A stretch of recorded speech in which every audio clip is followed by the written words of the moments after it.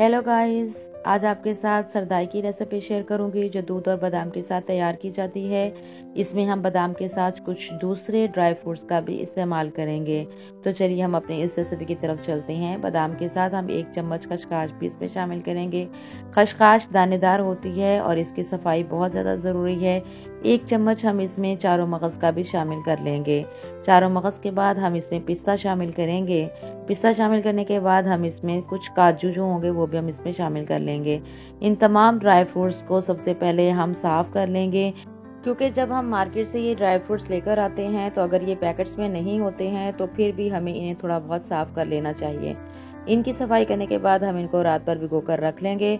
रात भर भिगो कर रखने का फ़ायदा ये है कि इनकी तासीर ठंडी हो जाती है। तो चलिए दूसरी तरफ हम तुखम बलंगा और गोंद कतीरा की तैयारी कर लेते हैं। इसके लिए मैंने 1 चम्मच चिया सीड का ले लिया है। अब हम एक मिक्सी का जार लेंगे और इस मिक्सी के जार में हम गोंद कतीरे को ग्राइंड कर लेंगे। चूँकि मेरे पास गोंद कतीरे की क्वांटिटी ज़्यादा थी, इसलिए मैंने इसका एक सफ़ूफ तैयार कर लिया। इसका सफ़ूफ तैयार करने के बाद हम इसको सेव करके रख लेंगे। तो जिन लोगों ने अभी तक मेरे चैनल को सब्सक्राइब नहीं किया तो वो काइंडली मेरे चैनल को सब्सक्राइब कर दें। तो ये देखें, हमने इसका सफ़ूफ तैयार कर लिया है। इसके बाद हम एक बाउल लेंगे और इस बाउल में हम 1 चम्मच चिया सीड का शामिल कर लेंगे और इसके साथ ही हम 1 चम्मच सफ़ूफ जो हमने तैयार करके रखा था वो भी हम इसमें शामिल करेंगे। इन दोनों चीज़ों को हम शामिल करने के बाद 1 मग इसमें पानी का शामिल करेंगे और इसको थोड़ी देर के लिए भिगो कर रख देंगे। जब हम इसको थोड़ी देर के लिए भिगो कर रखेंगे तो ये देखिए कि ये बहुत अच्छा सा इसका मिक्सचर रेडी हो जाएगा, क्योंकि इस मिक्सचर को हमने बादाम की सरदाई में भी शामिल करना है। तो ये देखें, गोंद कतीरा और चिया सीड का जो मिक्सचर है वो हमारा बिल्कुल तैयार हो चुका है। अब हम इसे एक साइड पे रख देंगे। तो दूसरी तरफ हमने जो रात को चीज़ें भिगो कर रखी थी, बादाम, काजू, पिस्ता और चारों मगज़ और खसखस, अब हम इन सबको स्टेप बाय स्टेप पानी से निकाल लेंगे। पानी से निकालने के बाद फिर हम इनको भी पीस लेंगे। खसखस और चारों मगज़ को मैंने रात भर एक ही प्यारी में भिगो कर रख लिया था। अब हम इसका पानी निकाल लेंगे। खसखस में बारीक बारीक रेत के ज़रात भी होते हैं, इसलिए इनको पानी के साथ अच्छी तरह से साफ़ करना ज़रूरी है। तो चलिए अब हम एक दौरी लेते हैं। दौरी में हम खसखस और चारों मगज़ को अच्छी तरह से पीस लेंगे। खसखस चूँकि बहुत बारीक दाने होते हैं, इसलिए मैंने इसको पीसने के लिए दौरी का इस्तेमाल किया है। अगर आप इसको ग्राइंड करना चाहते हैं तो भी आप कर सकते हैं, लेकिन ज़्यादा अच्छा टेस्ट इसका दौरी डंडे में ही आता है। हम इसको दौरी में अच्छी तरह से बारीक पीस लेंगे और अब हम काजू और पिस्ते को भी इसमें शामिल करेंगे।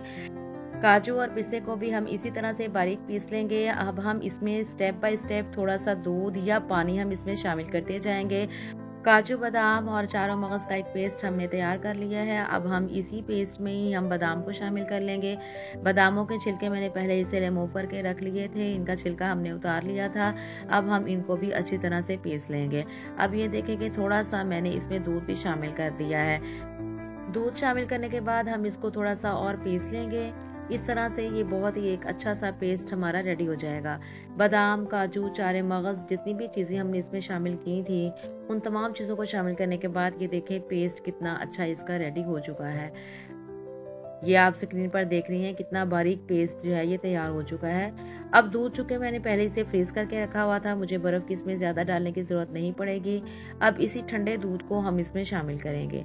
गर्म दूध को हम इसमें शामिल नहीं करेंगे, हमने इसमें ठंडा दूध ही इसमें शामिल करना है।